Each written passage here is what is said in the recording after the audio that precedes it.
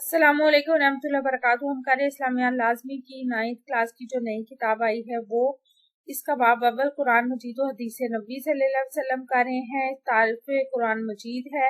इसमें हम कार्य सबक नंबर 1 कुरान मजीद की तदवीन और इसकी हिफाजत, इजाफी मुख्तसर सवालात और इनके जवाबात हम करेंगे। आपको हमारी वीडियोस पसंद आ रही है तो चैनल सब्सक्राइब कर दे, वीडियोस को लाइक और शेयर कीजिएगा। चलते हैं मुख्तसर सवालात की तरफ। दुनिया में सबसे ज्यादा पढ़ी जाने वाली किताब कौन सी है? तो दुनिया में सबसे ज्यादा पढ़ी जाने वाली किताब है कुरान मजीद। आखिरी इल्हामी किताब कौन सी है? कुरान मजीद अल्लाह ताला की आखिरी इल्हामी किताब है। आगे है कुरान मजीद किस मुकर्रब फरिश्ते के जरिए नाजिल हुआ? कुरान मजीद अल्लाह ताला के मुकर्रब फरिश्ते हजरत जिब्राइल अलैहिस्सलाम के जरिए नाजिल हुआ। कुरान मजीद कितने अरसे में नाजिल फरमाया गया? कुरान मजीद तकरीबन 23 साल के अरसे में थोड़ा थोड़ा करके हालात और वाक़यात और ज़रूरत के मुताबिक हुज़ूर सल्लल्लाहु अलैहि वसल्लम पर नाजिल किया गया। आगे है कुरान मजीद किस दौर के इंसानों के लिए रुश्द हिदायत और रहनुमाई का ज़रिया है? कुरान मजीद क़यामत तक आने वाले तमाम इंसानों के लिए रुश्द हिदायत और रहनुमाई का मुकम्मल ज़रिया है। आगे है कुरान मजीद का कोई एक मौज़ा तहरीर कीजिए। तो कुरान मजीद का मौज़ा है कि इसे पढ़ने वाला उकताहट का शिकार नहीं होता, बल्कि इसे हर लम्हा नई लज्जत और सुरूर हासिल होता है।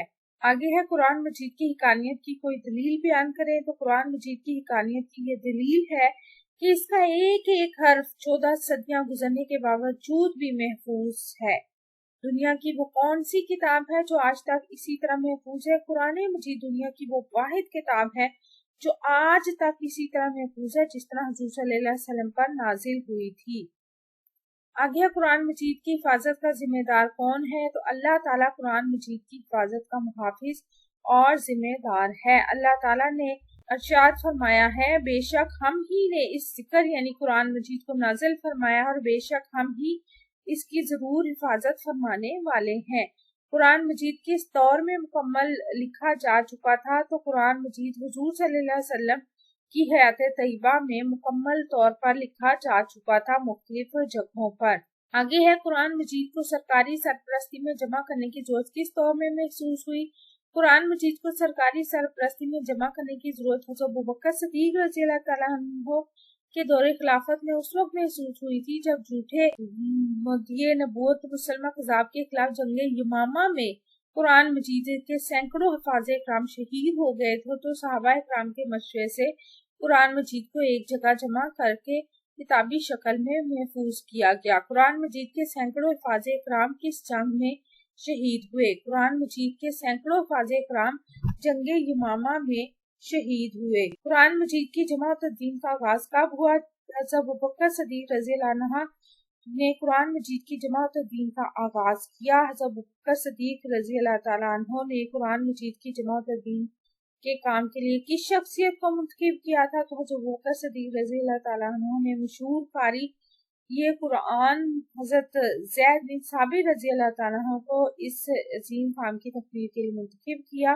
आगे है किस दौर में मुख्तलिफ किरातों और लहजों में कुरान मजीद की तिलावत पर इख्तिलाफ पैदा हुआ था? तो हज़रत उस्मान रज़ियल्लाहु तआला अन्हु के अहद खिलाफत में मुख्तलिफ किरातों और लहजों में कुरान मजीद की तिलावत पर इख्तिलाफ पैदा हुआ था क्योंकि इस्लाम जो है वो बहुत से इलाकों तक फैल गया था। हज़रत उमर रज़ियल्लाहु तआला अन्हु के दौर में, तो उसके बाद उस्मान रज़ियल्लाहु तआला अन्हु के दौर में ये इख्तिलाफ पैदा हुआ था कि मुख्तलिफ, क्योंकि अरबी के अलावा गैर अरबी भी शामिल हो गए थे तो वो फिर अपने अपने लहजों में पढ़ते थे, इसलिए इख्तिलाफ पैदा हो गया था। मुख्तलिफ किरातों और लहजों में कुरान मजीद की तिलावत पर इख्तिलाफ खत्म करने के लिए किस नुस्खे की मुख्तलिफ नकलें तैयार की गई थी?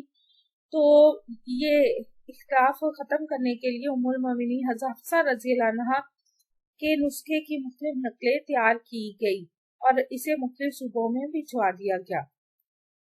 आपको हमारी वीडियो कैसी लगी? चैनल सब्सक्राइब करें, वीडियोस को लाइक और शेयर कीजिए। अपना और अपने प्यारों का रखिए ढेर सारा ख्याल। अल्लाह हाफिज।